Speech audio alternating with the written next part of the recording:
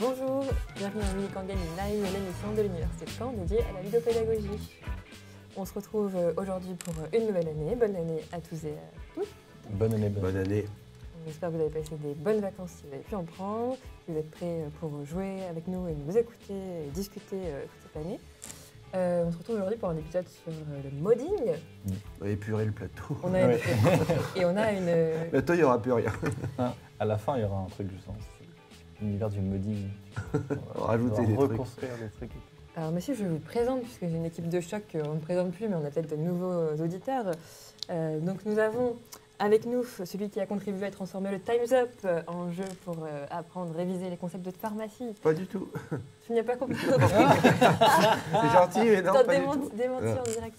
Ouais. Et ben ça aurait pu. Alors, tu fais quoi toutes ces heures dans ton bureau? C'est bien, on aura l'occasion d'en reparler pendant le live, très bien. Eh bien, alors dans ce cas-là, nous avons avec nous un auteur de science-fiction dont on ne parle pas assez. Ah, ouais, c'est ça, je veux et qui bien. est aussi notre game designer, Nicolas Abonneau. Merci, Florine. Mais je t'en prie. Ça, par contre, j'étais là. Il a participé à l'invention de la détente, qui est un jeu mêlant la pétanque et le lancer de dés. Et c'est détendant. Et c'est détendant. Détend. Notre directeur, Jérôme Legris-Pagès. Bonjour Florine. Et puis, il m'a appris ce que c'était le mode dans un jeu vidéo. Merci. Notre expert Bonjour.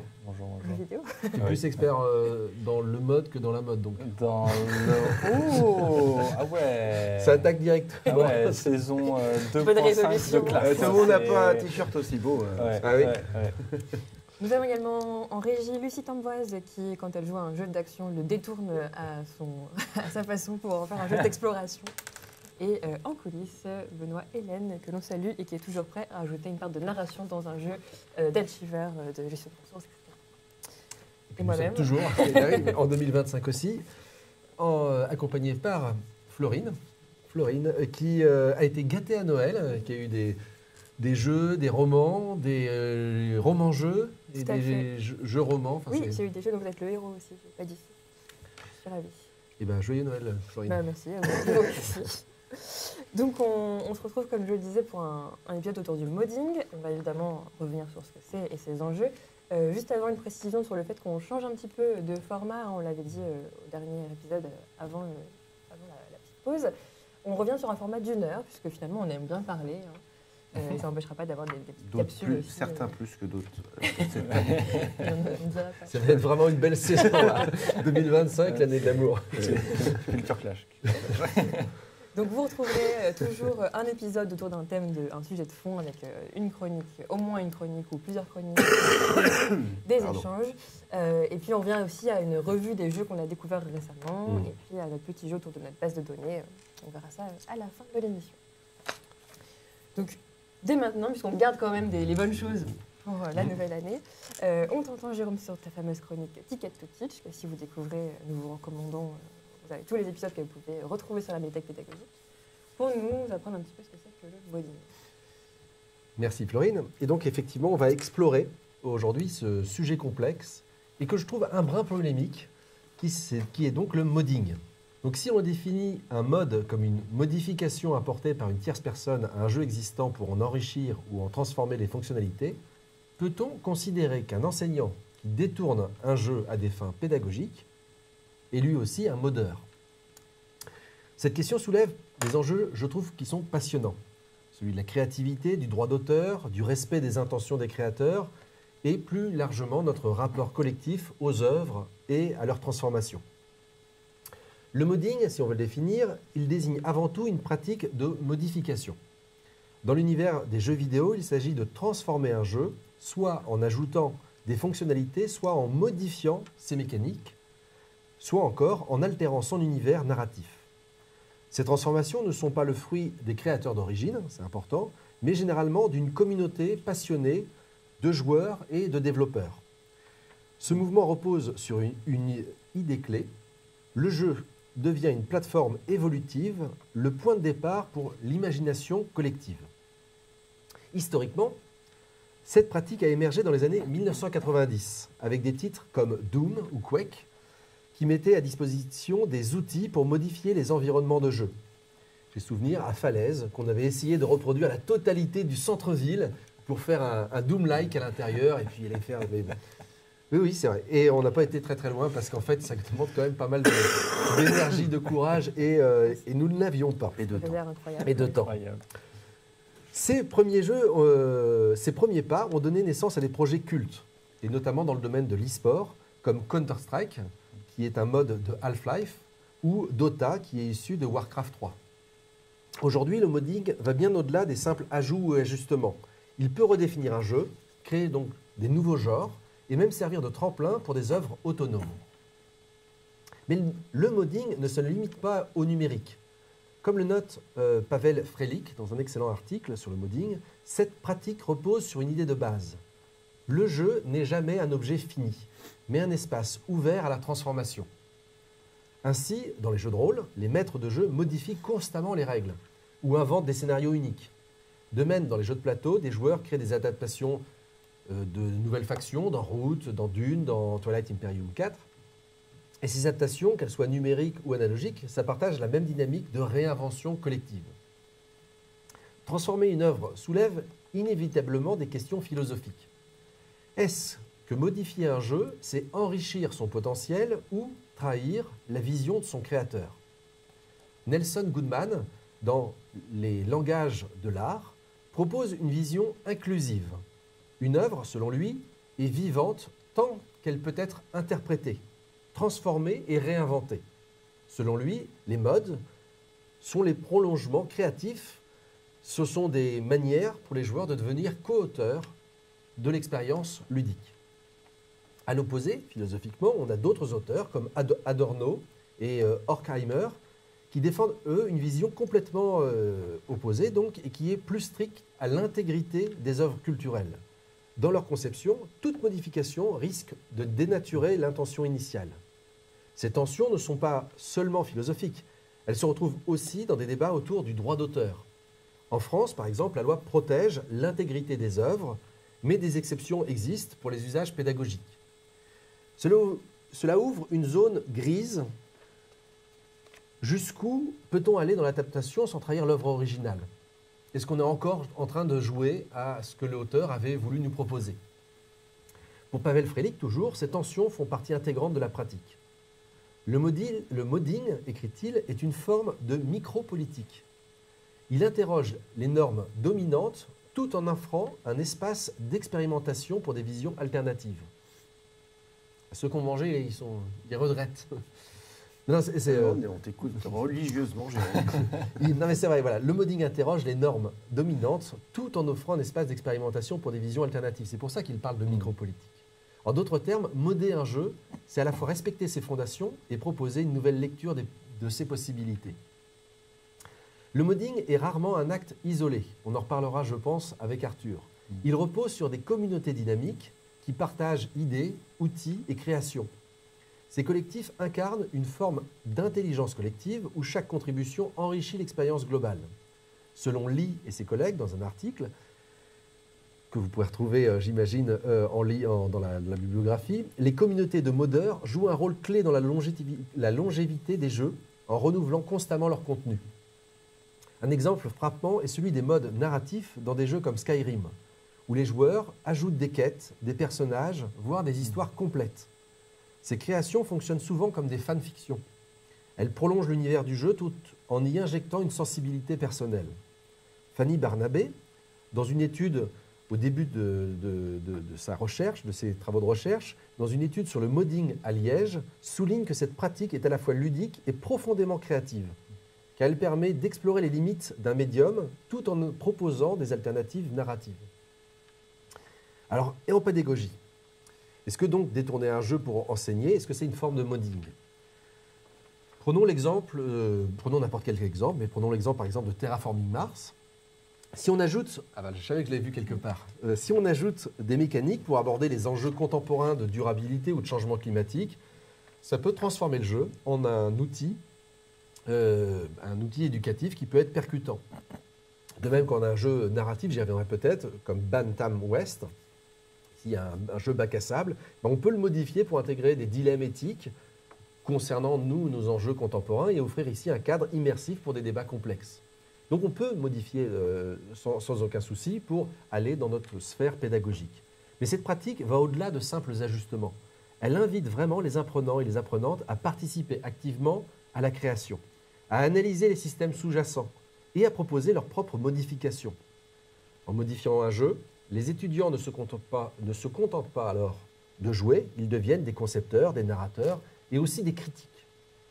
Ce processus qui reflète l'esprit des communautés de modeurs favorise ainsi l'apprentissage collaboratif tout en développant des compétences techniques et analytiques. J'ai envie de dire, c'est un peu le même principe qu'une communauté de chercheurs, finalement. On étudie un objet, on s'en saisit, et puis on va aller voir comment on peut apporter notre brique personnelle dans cet édifice. Le modding, pour conclure, qu'il soit numérique ou analogique, est une métaphore puissante pour l'éducation. Comme dans l'enseignement, il s'agit de transformer, d'adapter, de remettre en question, tout en respectant des fondations sur lesquelles on bâtit. Pour les communautés de joueurs, comme pour les enseignants, modder, c'est rêver à des alternatives, repousser des limites et co-construire des récits partagés.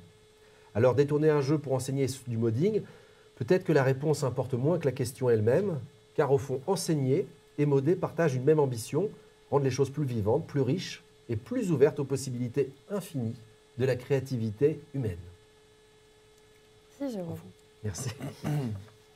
En t'écoutant, je me disais que, en fait, j'ai l'impression que c'est comme si le jeu passait par les mêmes réflexions que les œuvres littéraires il y a quelques années, le structuralisme, etc. Exactement. On disait, est-ce qu'une œuvre vaut en elle-même, elle est géniale parce qu'elle est fermée, elle est finie, l'auteur l'a validée, ou est-ce que chaque lecteur en fait ce qu'il veut et c'est ça qui crée l'œuvre. Et ça revient, j'ai l'impression que ça fait écho quand même à ce que tu disais. Oui, on a ces débats, effectivement. Donc moi, à titre personnel, je pense que si on parle d'œuvres culturelles, il y a ce dialogue, enfin il y a cet échange qui se met en place avec cet auteur qui fait œuvre, mais qui quelque part abandonne le pouvoir de réception à ses joueurs, spectateurs, lecteurs qui vont s'en saisir. Et si lui, il avait cette intention d'émotion, cette intention... certainement qu'il n'a pas la capacité de pouvoir contrôler la façon dont ça va être saisi. Le lien entre Marilyn Manson, Charles Manson et les Beatles, Helter Skelter, quand ils conçoivent leur chanson, ils ne pensent pas que ça va être le déclencheur vers une pulsion psychopathique chez Charles Manson. Oui. Et pour autant, lui, il dira que c'est cette œuvre qui a changé complètement, cette œuvre musicale qui a changé complètement son rapport à la réalité. D'accord, oui. Alors on espère qu'il n'y aura pas des jeux qui vont... Mais voilà, donc oui, je pense qu'on a ce dialogue, cet échange. Et puis, et c'est pour ça que je disais qu'en enseignement, c'est un peu pareil. Quand on produit un enseignement, on transmet quelque chose, mais au final, on espère que ça va être saisi, nos apprenants vont s'en accaparer et puis vont en faire quelque chose qui peut-être ressemblera à ce qu'on voulait qu'ils fassent, mais peut-être sera quelque chose de différent, d'alternatif, voire même, pourquoi pas, d'opposé à mes intentions premières.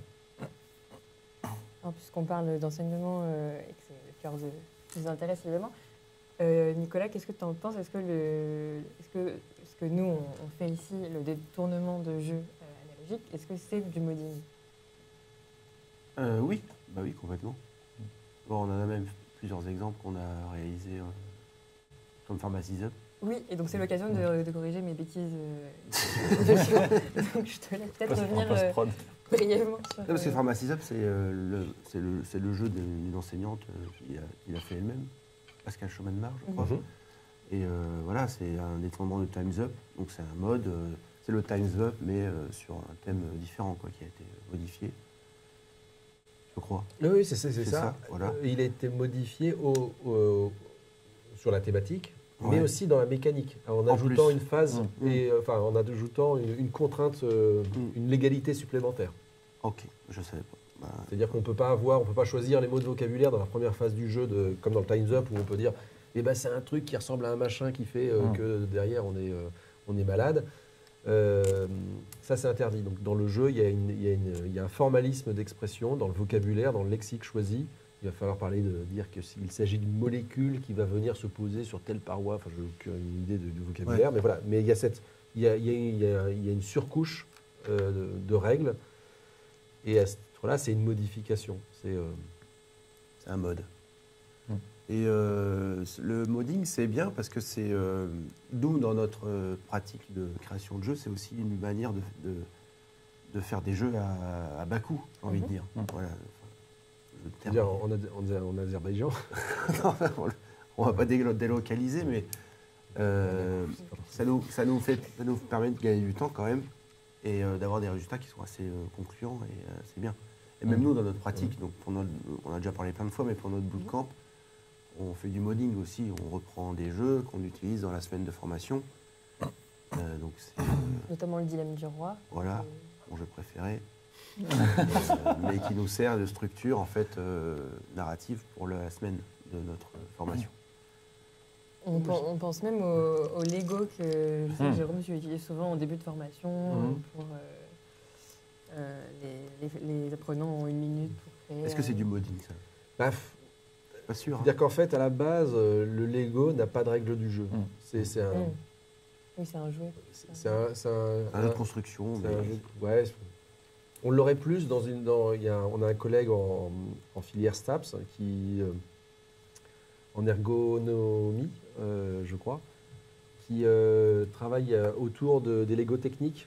Il faut construire une moto et là, il a construit autour un jeu qui reproduit les systèmes d'entreprise. Avec le mécano. Voilà. J'en ai un très bon souvenir. Ah oui, c'était un mécano.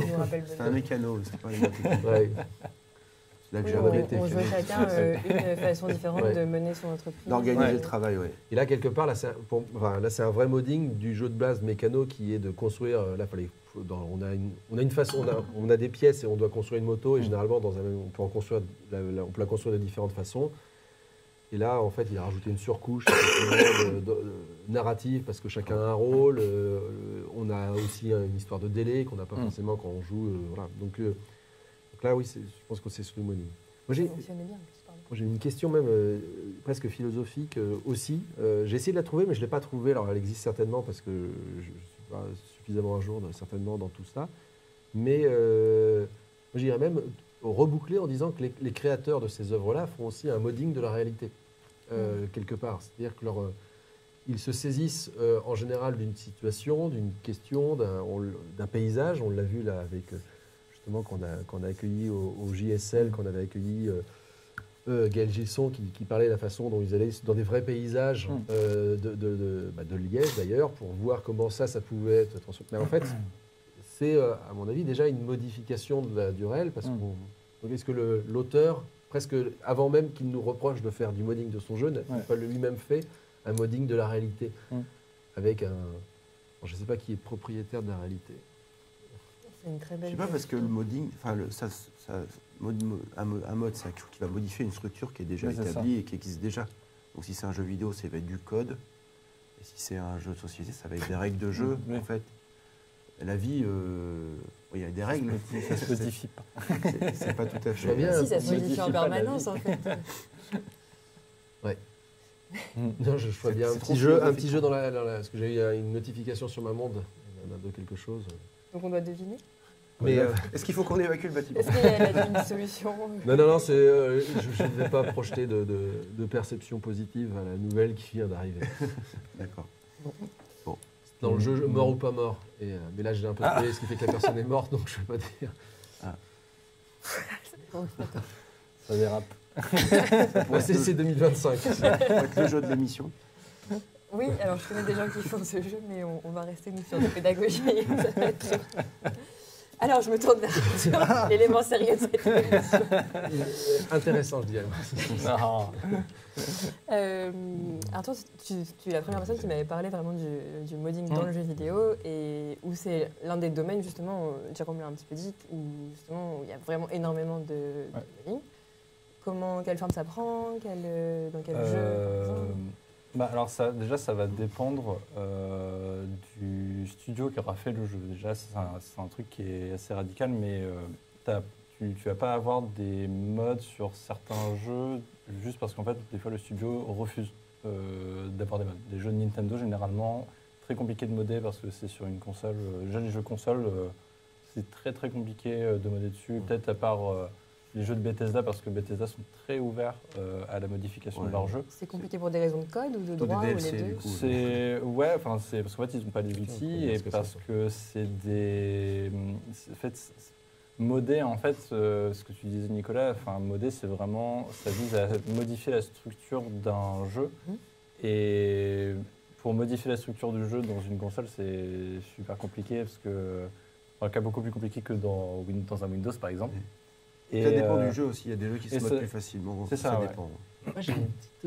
D'ailleurs, ça me fait penser à un petit truc assez rigolo. Mais vas-y, Oui. poursuis. J'y pensais toujours tout à l'heure. Ok. Et Ça aborde totalement l'émission, désolé. Ouais, non. On reprend tranquillement. Et c'est-à-dire que donc ce qui est cool par contre, c'est qu'il y a vraiment des communautés de joueurs qui vont se mettre en place pour vraiment créer des outils de modification. Là où tu vas avoir des studios type Bethesda ou Blizzard avec Warcraft 3 notamment, qui a permis la création de Dota grâce à juste un logiciel de création de cartes. Vraiment, c'est assez fabuleux. Tu as d'autres studios, par exemple le studio de From Software sur lequel je fais ma thèse. Il n'y a aucun outil qui permet, en tout cas, proposé par les développeurs du jeu pour modifier leur jeu. Quand certains studios en proposent, c'est qu'ils y voient l'intérêt. Ouais, totalement. Bethesda, on va pas se mentir, c'est aussi vraiment c'est un peu la philosophie du modifie mon jeu avec du brick et du brac. Termine mon jeu. Voilà, c'est un peu ça. Oui. Et eux, en plus, ils y ont vu une petite opportunité aussi à monétiser certains de leurs mods aussi, donc faire des DLC qui sont gratuits.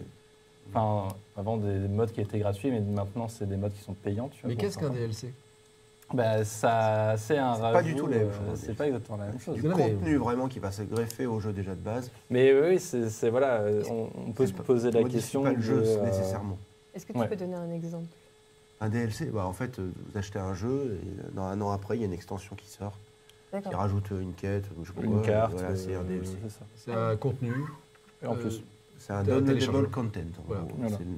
DL pour downloadable. C'est pour ça que certains modes, notamment sur Skyrim, donc il y a le mode notamment c'est Wyrmtooth, je crois, qui rajoute carrément donc une autre carte avec des nouveaux ennemis, des nouvelles zones, des nouveaux PNJ, tout ça. Et eux, sur leur page de mode, ils disent que c'est un mode de la taille d'un DLC. Donc là, il y a vraiment la comparaison. Et ce qu'avait fait Bethesda pour Skyrim, notamment, c'est leur DLC, donc c'est Heartbreeze, je crois, quelque chose dans le genre, qui rajoute la capacité de construire ta maison. Ça, ce DLC-là, à la base, c'est un mode, mais qu'ils ont rajouté gratuitement pour tout le monde dans un DLC. C'est un mode parce que ça avait consisté à modifier la structure du jeu original. Ah non, c'est quelqu'un avait créé un mode comme ça. Après, Bethesda a dit c'est super cool, on vous le rajoute gratuitement pour tout le monde. Et donc, ils avaient travaillé en collaboration avec le modeur. Ou alors le groupe de modeurs, je ne sais pas si c'était quelqu'un tout seul ou un groupe, mais en tout cas, ils ont vraiment fait ça ensemble. Et donc maintenant, c'est un DLC qui est gratuit, qui est en plus. Mais ils appellent ça un DLC, alors que de base, c'était un mode. Mais c'est assez particulier quand même. Oui, parce que DLC, ça connote officiel en fait. C'est c'est vraiment quelque chose validé par l'éditeur. Ouais. Les mods, c'est des trucs, voilà, pas qu'on s'échange, on les échange pas sous le manteau, mais c'est des trucs qui sont pas officiels, quoi. C'est ça. Des trucs sans demander l'accord du distributeur et du développeur. C'est une bonne distinction. Mais non, c'était pour. Vas-y. C'est pas une bêtise. Hein. Non, personne ne non, mais en fait, l'histoire du jeu vidéo est marquée par le modding. En fait, quand il y a souvent, il y a le premier test, mais si on prend Space Wars comme la première expérience, en fait, ça va être développé dans le contexte d'université et les autres universités les autres universitaires ne vont pas. Ils ne vont pas s'envoyer le jeu lui-même, puisque c'est un jeu machine. Donc en fait, ils vont regarder comment c'est, et puis chacun va en fait reproduire un peu son Space Wars, mais qui est une variation, et ça sera pareil pour Pong. quand les arcades vont arriver dans un endroit ou en Europe et autres, ce que vont faire les gens, c'est qu'ils vont démonter les trucs, ils vont regarder la carte et ils vont dupliquer. Et généralement en améliorant. Et c'est là où effectivement, à partir du début des années 80, ça va commencer à être verrouillé dans la logique des consoles. Et presque en parallèle, la culture jeu PC va être plus ouverte, va être beaucoup plus ouverte à cette pratique. Et Parce qu'il y a un accès aussi plus facilité aux documents à l'intérieur de l'ordinateur. En fait, Et puis c'était même, fallait des lignes de code pour lancer un jeu. Jusqu'à la fin des années 80, début des années 90, c'était là où sur une console, fallait mettre la cartouche dans une, ce qui ne nécessite pas une grosse technicité. Il y a vraiment beaucoup de futurs développeurs qui se sont découverts un intérêt, je ne sais pas si c'est le cas, mais un intérêt pour le développement. Moi, j'ai vu une lumière blanche. Parce que il y avait cette capacité à pouvoir être aussi un peu maître de la chose. Quand il y avait des fois des souvenirs de jeux, c'était un Paris-Dakar, mais il ne devait pas avoir les droits d'appeler ça Paris-Dakar, donc c'était un Paris-Tamanrasset, c'était un jeu. Et en fait, il y avait un niveau qui était très dur. En fait, c'était comme on déplaçait une voiture comme ça avec des choses qui arrivaient. C'était plus ou moins, il y avait des cailloux, des villageois. Enfin, c'était vraiment particulier. Il fallait éviter, pour des raisons différentes, les objets, les événements.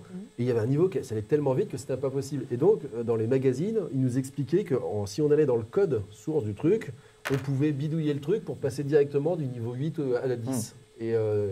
Et donc ça, on allait chercher dans la ligne de code, on trouvait le truc, on substituait, et on comprenait un peu comment ça tourne. Tiens, s'il y a tout, en fait, là, ça c'est un code de couleur, je pourrais mettre le sable bleu si je veux. Et c'est, je pense que c'est cette culture-là il y qui avait a un peu la même accroché. chose avec Fable 1, je crois, où sur le PC, tu as une arène que tu peux faire qu'une seule fois dans le jeu, mais si tu bidouilles un peu dans les fichiers, c'est vraiment le code true ou false pour l'événement. Et en fait, tu pouvais changer le false après l'avoir fait en mode true. Et tu pouvais refaire l'arène à l'infini. Et ça, c'était première grosse découverte d'Arthur, 10 ans. C'est beau. Donc il y a déjà une dimension instructive à la pratique. C'est ça, c'est pour ça que c'est du développement.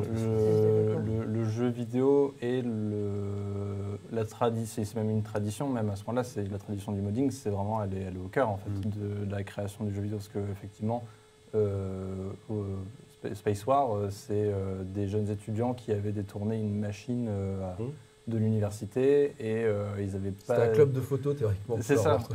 Et en fait, ils se retrouvaient de manière illégale à bidouiller, à faire un jeu sur une machine qui n'était pas faite pour ça en fait. Et d'ailleurs, c'est de là que vient le mot hacker. Oui. Ils se nommaient eux-mêmes les hackers. Et c'est le terme de hacker.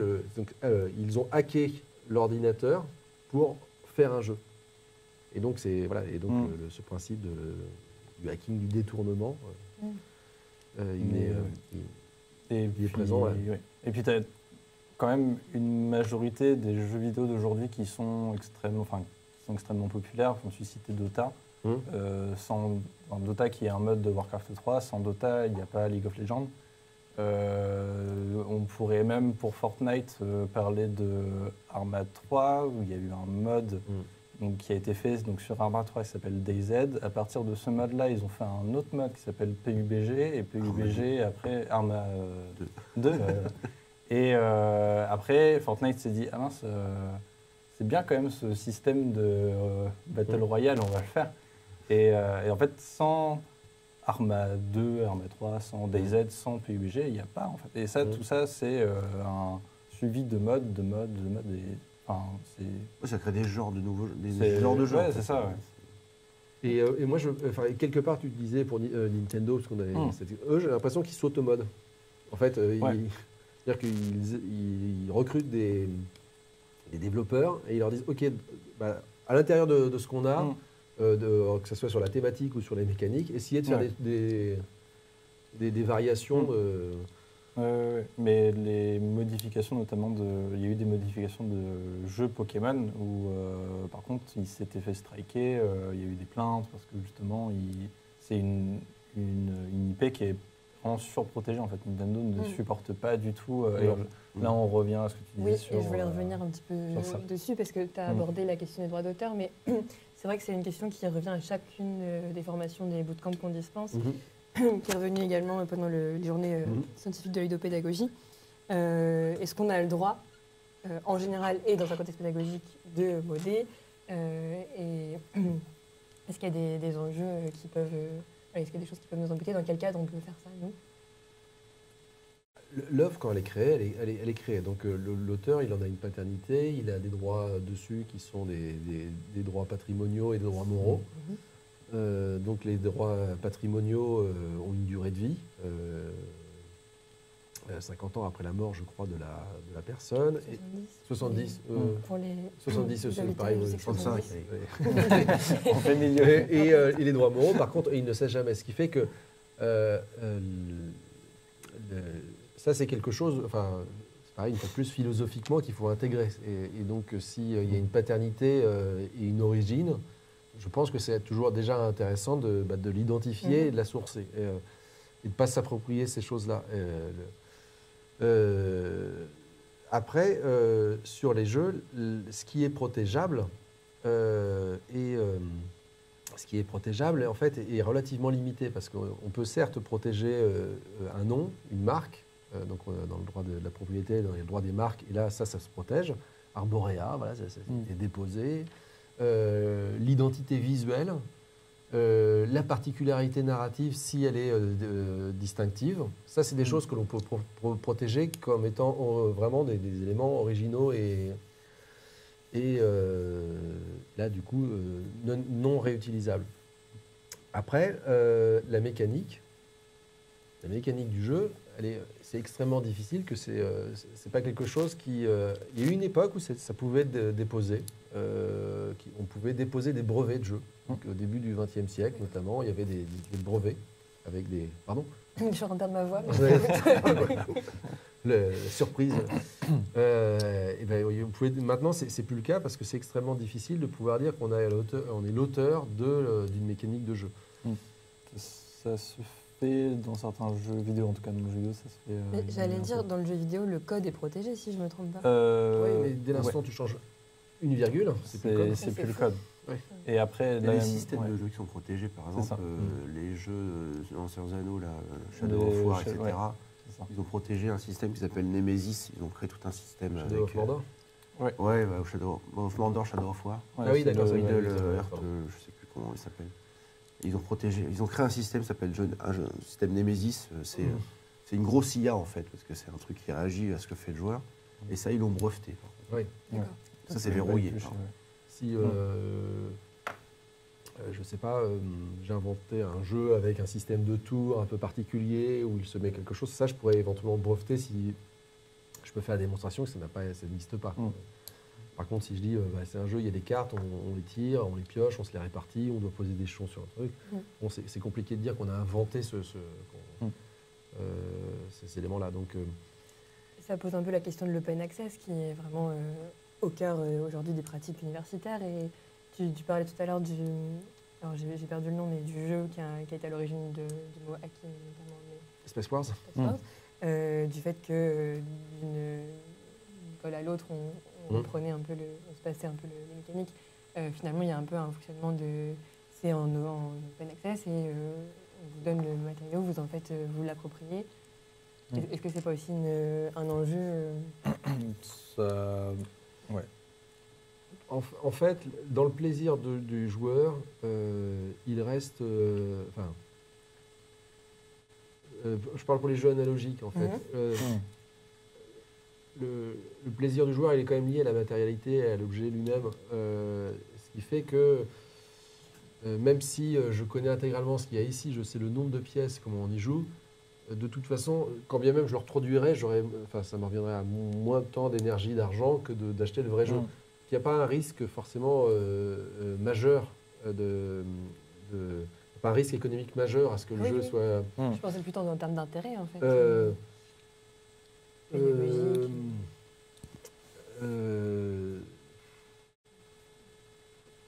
C'est pas pour moi, c'est pas encore la culture, voire pas vraiment la culture de peut se dire, on met à disposition.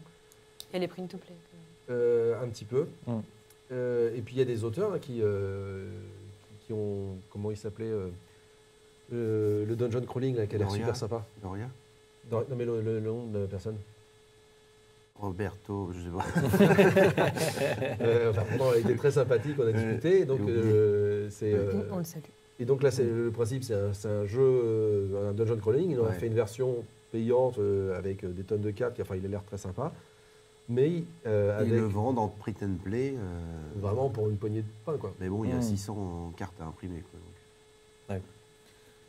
Et par contre, tu parlais de communauté, et donc est-ce que, notamment du coup pour le jeu vidéo, mais est-ce qu'il y a des sites, des forums où on va retrouver des ressources, on va avoir accès à des modes? Comment alors le plus gros, les plus gros sites, en tout cas moi que je connaisse, il y a Modrinth, donc où là tu peux trouver énormément de mods de Minecraft notamment et pas mal d'extensions aussi d'add-ons de World of Warcraft aussi.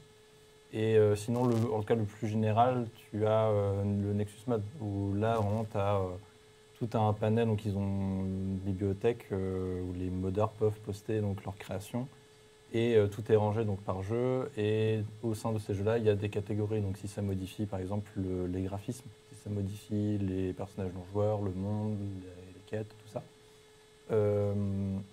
Après, Steam Workshop aussi. Il y a Steam Workshop aussi. Steam aussi, ouais. Donc le catalogue de jeux, enfin le logiciel de catalogue de jeux de Steam, eux, ils ont un accès. Ils ont facilité l'accès justement à la création de mods pour les développeurs et pour du coup certains jeux.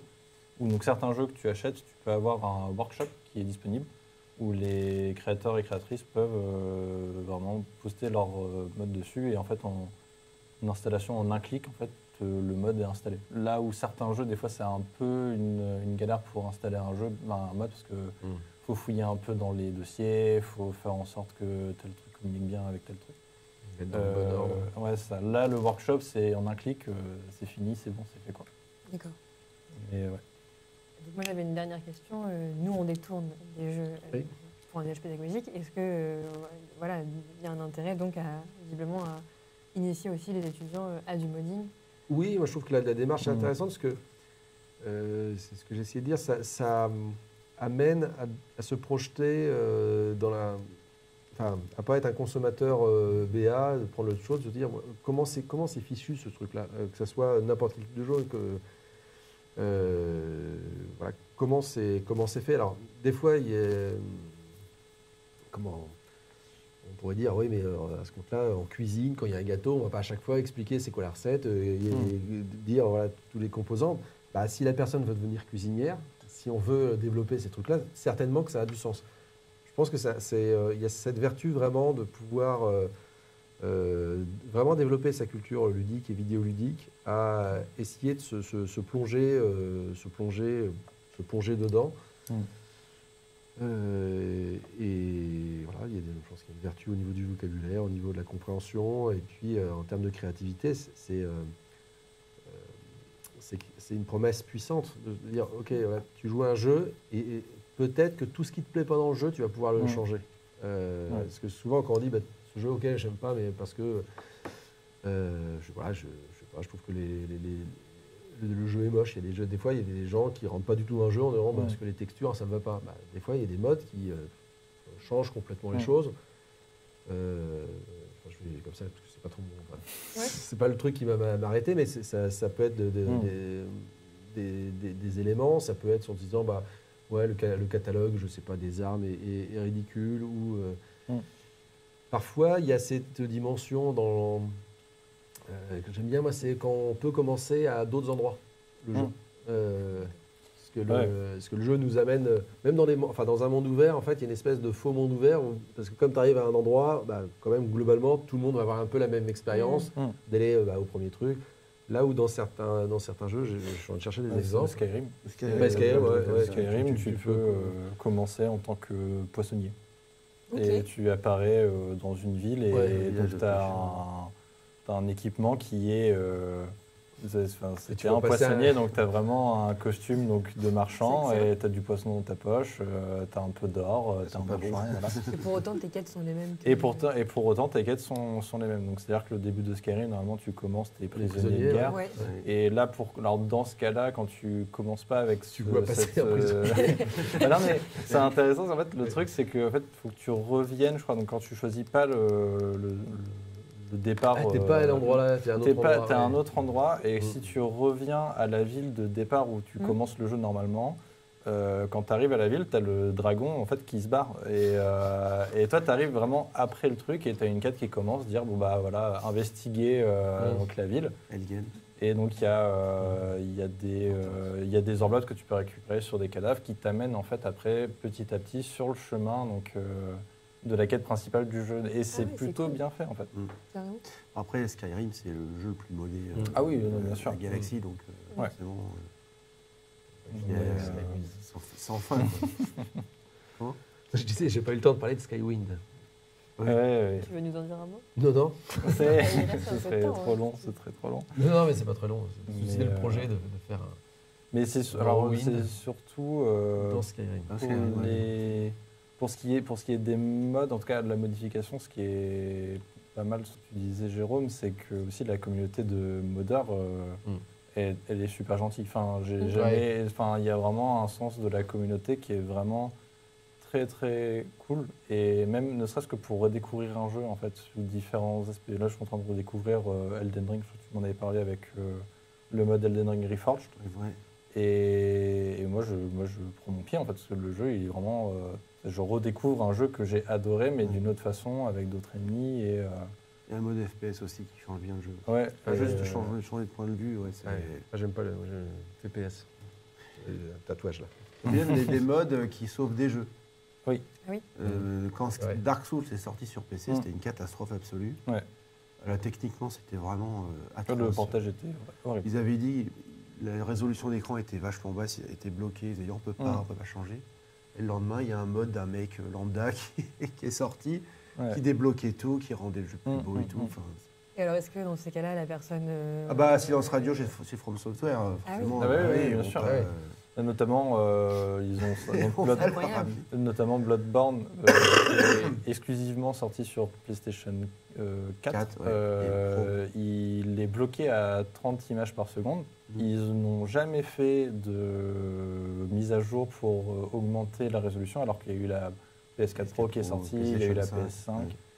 Et il y a un modeur qui a fait un patch non officiel que tu peux installer donc, uniquement sur ta console, mais il faut que ta console elle soit piratée. Et c'est là, parce que du coup tu peux modifier. Et c'est un patch donc, à 60 images par seconde. Et pareil, Silence Radio de From Software, il veut pas, non, on ne parle pas de ça. On félicite les personnes Et qui voilà. parvenues à ces Mm. exploits-là. Je me tourne vers Lucie en régie. Est-ce que nous avons des questions dans le chat, s'il te plaît? Pas de questions pour le moment. Ben, n'hésitez pas à réagir, à nous poser toutes vos questions. Et si nous en avons fini pour le moment avec le modding, puisqu'on revient des vacances, moi je vous demanderais bien un petit peu quel jeu vous avez joué et si vous avez fait des belles découvertes récemment, en vacances ou avant de partir, ici dans le cadre du CMU. Oui, il y en a plein, je crois, surtout qu'on on l'avait dit, mais on a eu une belle commande, un bel arrivage de jeu. Donc tu nous as parlé de Bantam West. Bantam West, ouais, c'est une forme de Red Dead Redemption en mode jeu de plateau. Donc c'est vraiment intéressant. On a chacun des personnages qui ont aussi des caractéristiques, ils se déplacent, ils doivent avoir des points de réputation à gagner. On peut le faire vraiment de façon très très différente, un peu comme dans le jeu, soit en allant chercher des bounties, faire chasseur de primes, on peut aller chercher des bêtes, on peut juste se balader, faire des quêtes. On peut même gagner de l'argent en mettant juste à la banque en attendant que le temps passe. Enfin, c'est intéressant, il y a un côté narratif. Donc moi j'ai bien aimé le système de combat, je le trouve pas foufou. Les lignes de visée, le système de déplacement est intéressant, le système de combat je pense qu'il pourrait être amélioré justement. Mais le côté open world bac à sable en analogique, je le trouve vraiment intéressant. Et puis avec des côtés narratifs.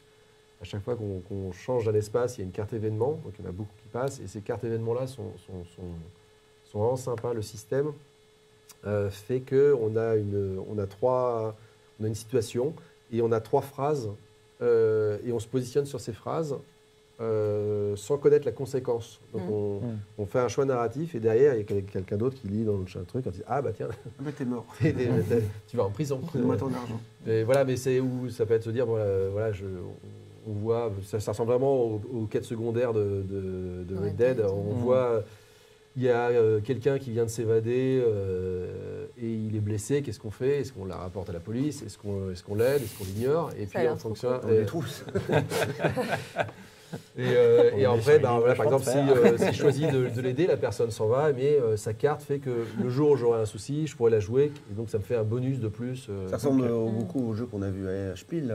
Bah oui, mais c'est pas celui-là. Ouais, voilà, c'est pour ça, ça vaut pas le coup du coup. Bah, celui-là, il est vraiment intéressant. Ouais. Tu as joué pendant combien de temps? C'est les parties de... Bah, ça peut être assez rapide sur les premières parties. Puis alors, le jeu monte en options et donc les premières parties, il n'y a pas toutes les options possibles. Il n'y a pas tous les lieux de la ville qui sont disponibles. Et puis, je pense qu'ils ont aussi pensé un jeu avec énormément de trucs qui peuvent aller derrière. Et donc, les premières parties vont passer assez vite, parce que le premier mode, ça doit être une heure. Et puis après, évidemment, sur les parties un peu plus longues, ça doit être 3-4 heures. Mais Ok. Ouais, c'est intéressant. vraiment bien. Donc, Bantam West, jeu de Ike Brunicardi chez Bantam Planet. Que tu recommandes donc. Ouais. Nous, on a joué à Arborea avec Lucie et Benoît également. Oui. Oui, avant les vacances, beau. oui, effectivement. Jeu de Dani Garcia, qui est vraiment très bien, un jeu de placement d'ouvriers où on va se déplacer sur des pistes et accomplir des actions en fonction de la piste sur laquelle on a choisi de se déplacer, avec comme gros atout le fait qu'il y a un marché commun. Oui. Donc, les ressources que l'on gagne sont dispo pour tous les joueurs. Et si l'on abandonne, si on choisit de ne pas utiliser les ressources qu'on vient de faire gagner, on a des points de victoire. Et du coup, les autres joueurs peuvent s'en emparer pour construire un écosystème, puisque le but du jeu, c'est de construire un écosystème pour faire vivre plein de petites créatures très mignonnes. C'est très coloré. Le nom des créatures, Florine, tu t'en Alors, le rappelles nom des créatures, il y a le hamstombre, un mélange de... ça ressemble au oui, mais du chat. Il y a le... Non, Mais du chou. Mais du chou. Il y a le ver à cornes, je tombe dans le Benoît qui est en coulisses. Ver à ramure, merci Benoît. Les grenouilles fongies. Les grenouilles fongies, ouais. Les sagibous. Il y a un peu de les cryptozoologie, sagibous, ouais. moi j'aime beaucoup ça. Et non, vraiment, j'ai adoré les mécaniques. Ah non, franchement, moi j'ai failli gagner, donc... Moi j'ai gagné. Toi, t'as gagné, mais ouais. Non, c'est le système de chemin que tu dois faire, de placement d'ouvriers, ils avancent automatiquement pour après. Ça, c'était vraiment un bon système de jeu, je trouve. Ouais. On a joué aussi un petit peu dans le même genre à Unconscious Mind de Antonio Zax et Johnny Pack Quentin, dont le thème est très réussi. C'est un thème sur les débuts de la psychanalyse. Donc Freud est en train de faire connaître la psychanalyse et nous jouons d'autres thérapeutes. On est à Vienne. Le jeu est magnifique. Il est sur le décor, normalement, il est derrière moi. Et il est vraiment très très beau. Et c'est aussi un jeu de placement d'ouvriers avec un système de gestion de ressources où on peut faire évoluer nos ressources. C'est pas dans ce jeu-là où il y a 2 illustrateurs. Il y a un illustrateur pour le monde de la réalité, puis le monde des rêves, c'est un autre. Des rêves de nos patients, exactement. C'est des cartes transparentes que tu mets par-dessus les cartes des patients, c'est ça? Oui, pour acter une douleur, un certain niveau de douleur que tu vas travailler avec eux. Ça, c'est pas mal, ça. Ouais, tout est qu'à la fin, c'est la faute de la mère, c'est ça? Tout ça pour ça, généralement, je pense que oui. Une perversion sexuelle notoire. Voilà. Merci. Pas moi, non, mais alors pour le coup, il n'y a pas du coup de toute dimension narrative, effectivement. C'est vraiment. C'est une mécanique. Mais qui fonctionne bien avec le thème. J'ai joué. Vas-y. C'est un de vous deux, mais si vous avez une belle découverte à nous partager. Moi, j'ai pas beaucoup joué pour les vacances. Le son de ma voix. Oui. Pourquoi? Excusez-moi. Est-ce que tu étais en tournée? J'ai chanté. Avec Patrick Bruel. J'ai joué à un petit jeu qui s'appelle Canvas, qui est un jeu de.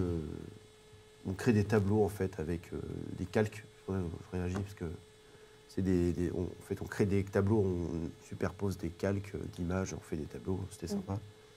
On a joué à Dune, la guerre pour Arrakis, la guerre sur Arrakis, pardon, qui est vraiment très bien. Ouais. juste avant de partir en vacances. Le Marco Magni. Un énorme jeu de Francesco figurines, de Donatello. contrôle de territoire, Très asymétrique. sympa. C'est une légende. Ah oui, c'est pour des droits. Assez Legendary, rapide. Bah, Mhm. le jeu fait peur, mais c'est assez rapide. Je trouvais équilibré. Ouais. Ouais, c'était vraiment bien. Les vers de sable font peur aussi. Mm. Ben, Oui. ouais, Des c'était un cas- peu gouré là-dessus. On avait des erreurs de règles Ouais. sur plein de trucs, mais c'était une première partie Mm. et c'était vraiment sympa. Et puis pendant les vacances, j'ai joué à Valheim. Oh. Et j'ai remis à Parce que Valheim. t'es un poète.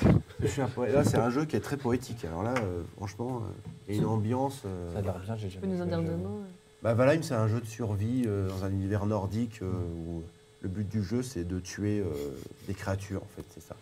Et c'est un jeu de construction, on construit notre maison, on fait de l'élevage, machin. Mm. Et il y a vraiment une poésie, je trouve, dans la musique et puis dans le décor. C'est un jeu qui est un peu... C'est presque du pixel art. Mm. Et il y a vraiment un univers, c'est- puis c'est procédural en plus, donc tout le monde C'est a sa propre carte. Et il y a une ambiance incroyable. Et là, j'ai construit un bateau hier et j'adore ce que tu vas sur. Il y a une gestion du bateau qui est vraiment très très cool avec le vent. Il faut que le vent aille bien dans les. Mm. Et c'est naviguer là-dessus, là, ça. J'étais dans une tempête. Voilà, donc j'ai fait ça pendant les Trop bien. vacances. Eh ben, merci. En plus, c'est une des premières fois où tu nous conseilles un jeu qui n'est pas à Gloomhaven. Alors Valheim, Oui. ouais, alors Valheim, c'est hyper connu. C'est vraiment. Ouais. Je joue avec mon frère à un jeu qui s'appelle Unshrouded, qui est un jeu du même Mhm. type, et ils ont complètement pompé Valheim et Zelda. Alors là, D'accord. c'est parce que Valheim a inventé des choses, vraiment. Quoi. Donc c'est intéressant. Vous avez une autre découverte dont vous vouliez faire part Ouais, dans les petits jeux des scènes Babylone, qui est assez intéressant. Donc un jeu de construction des jardins suspendus de la reine Semiramis. Et donc c'est un jeu qu'on n'a pas trop envie d'interagir avec les autres. Et Ok. puis, mais qui peut être assez calculatoire parce que c'est pas si simple que ça de pouvoir faire des choses à étage. Et c'est des types de jeux assez généreux malgré tout parce qu'au final, on va faire quand même des points, on va quand même réussir à avoir des trucs qui vont tenir. Donc c'est pas voilà, c'est un jeu qui est Très visuel. très visuel, qui est assez sympa. Je suis pas super convaincu du système de comptage des points en termes de justice, mais en soi, je trouve que la T'as pas mécanique. gagné. Si, mais non, mais c'est pas ça la question. Et puis la période des fêtes, c'est aussi une période où on joue à des jeux vidéo sous la table pour pas parler avec Ah ouais, Ça tu va. fais ça. sa belle famille. Sur ton téléphone. Et non, J'ai beaucoup joué aux échecs. Quand même. ah bah ouais, tiens, pareil. Ouais, Enfin, Voilà. et donc My Child Lebensborn Sur portable, c'est ça sur téléphone, ouais. Et c'est un petit jeu qui parle de ses enfants Lebensborn. Dans la volonté eugéniste des nazis en Norvège, il y a eu des femmes qui ont été sélectionnées pour leur profil, qui ont mis au monde des enfants qui ensuite, à la libération, ont été déplacés dans des familles. Et là, on accompagne un enfant, Lebensborn, qui est rejeté dans sa classe, qui est martyrisé, voire abusé par son enseignant. Et on a cette thématique de la maltraitance à gérer dans ce contexte des années, début des années 50 en Norvège. Donc c'est un Tu jeu. jouais à ça à Noël, toi? Oui, c'est pas très Ouais. d'accord. Ouais. Bah, Et on a appris, il y avait des musiques de Noël. Ouais, non, et voilà. Et, C'est un jeu narratif, alors. c'est un jeu- non, c'est un peu un jeu de gestion, parce qu'il faut le nourrir, il faut le laver, le C'est nourrir, tout l'envoyer ce à que tu m'as l'école. montré, ça a l'air d'être un Tamagotchi pour le coup. Un peu dans le principe d'un Tamagotchi, ouais. Mais avec, Mais Un avec enfant. ce une fond-là. histoire très sombre en fond. Ouais. D'accord. Mm. Tu recommandes Qui est intéressé par cette thématique Ah, pourquoi pas, ouais. franchement, Ok, oui, ça- ok. oui. Bah, oui. Moi, nous, on a testé à chaque fois, je me trompe. Undergrove. Undergrove. À chaque fois, je dis Overgrowth, mais là, Undergrove, qui est un jeu de gestion De champignons. où on joue un séquoia, je crois, un arbre. Ah oui. Et on doit étendre son réseau donc de racines en s'aidant du mycélium des champignons. Et je pense que... Alors, c'est qui le parasite là Bonne question. Mais je pense en tout cas qu'il y a donc, le livret de règles est super cool parce que toutes les mécaniques sont expliquées par rapport à ce qui se passe réellement dans la nature, ce qui a été observé donc par les biologistes, tout ça. Ouais. Et donc on doit se faire des échanges de nitrate, de potassium, de phosphore, de carbone, tout ça. Donc je pense qu'il y a un bon détournement à faire, je pense, de ce jeu. La boîte est sublime. Et le jeu est vraiment sympa, il dure pas super longtemps. C'est peut-être 45 minutes, je dirais, grand max. Et non, super jeu, franchement, très cool. Enfin, moi j'ai passé un bon moment dessus. Voilà. Merci à vous pour ces recommandations que vous pourrez retrouver, cher public, sur la médiathèque pédagogique, en bas de la vidéo. Je vous propose un petit jeu avant de nous quitter, traditionnel maintenant, jeu à partir de notre base de données. Rappelons-le, nous avons sur OSF une base de données donc, à partir des fiches d'analyse de jeu que nous faisons. Donc, nous analysons les jeux, nous identifions des compétences et des mécaniques. Et l'idée, c'est que les enseignants ou toute personne intéressée puisse chercher dans cette base de données des conseils de jeu, notamment à détourner.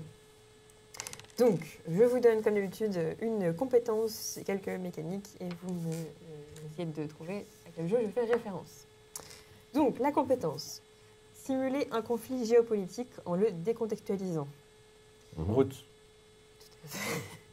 J'ai fait. Je voyais Pax Pamir. Je suis allée effectivement pour cette rentrée. Moi, je ne sais pas quelles étaient les conditions qui permettaient de pouvoir donner la réponse. Est-ce que je buzz? Est-ce que je chante buzz? Mais non, effectivement, on crie à la volée comme ça. Oui. D'accord. C'est un poissonnier dans Skyrim. Ah bah oui, moi mais dès qu'il y a conflit, c'est route ou Pax Pamir. Contrôle de territoire, agression asymétrique, c'est route. Mais est-ce que ça aurait pu être autre chose? Alors si, asymétrique, ouais. J'avais pas encore dit effectivement les mécaniques. Ça pourrait être d'une. Ça pourrait être... Alors justement, vous allez voir que la suivante ressemble un petit peu. En train de faire. Oui. Et c'est là aussi où c'est intéressant de voir que selon les joueurs, on identifie des compétences qui parfois se ressemblent, en même temps qui varient, et c'est peut-être une variation qui peut être intéressante aussi. Alors, bon, pour la deuxième, identifier les zones d'intérêt sur un territoire pour élaborer une stratégie. Et il y avait également gérer la frustration en cas d'imprévu. En termes de mécanique, nous avions de la modification de plateau et des objectifs secrets. Europa Universalis? Non. Non, Enfin, je dis non. Tu parles de frustration en cas d'imprévu, genre quand quelqu'un... Quand il y a la peste dans mon pays, oui, c'est de la frustration, j'avoue. Ou que tu prends le tombeau d'Alexandre, et le saga d'Alexandre, et que tu traverses toute l'Europe avec. Redis. Identifier les zones d'intérêt sur un territoire pour élaborer une stratégie. Et puis gérer la frustration en cas d'imprévu. Bah, ça peut être plein de trucs. Les mécaniques, c'est quoi? Il y a de la modification de plateau, il y a des objectifs secrets, il y a aussi des objectifs publics. Mais je me demande si c'est pas moi qui ai écrit cette fiche. C'est toi qui clairement toi qui as écrit c'est pas la guerre d'Aragis. Ouais, d'accord. Oui, c'est une des dernières fiches. C'est plus que de la frustration, là.